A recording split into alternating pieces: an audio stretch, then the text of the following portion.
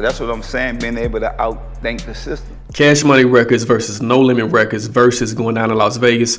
Everybody's talking about who's going to win, who's going to have the biggest songs.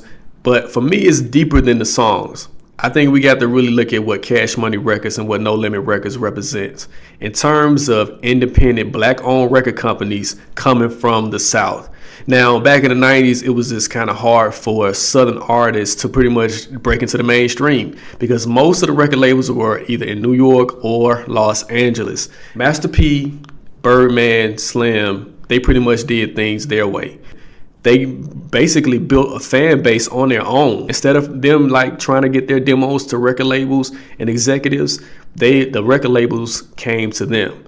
And so I talked to Master P, years ago, and he talked about how, different record labels would basically try to, offer them a certain amount of money, and they would turn it down. Jimmy Iovine offered me $1 million, and I'm in the project. I had like $500 in my pocket. Okay. So I went to see him, and my brother was with me, my brother C. He was like, man, take the $1 million, we're gonna be rich and go take over the project. I said, nah, man, I can't do this deal because I won't own my name no more.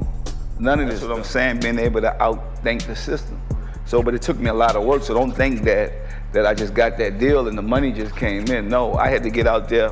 I put posters up everywhere. I invested in myself. Sell my CDs at the trunk of my car, so I started hitting everybody. Yeah. I raised a little bread up, and I went and did the deal with Priority. No Limit eventually signed with Priority Records, a distribution deal.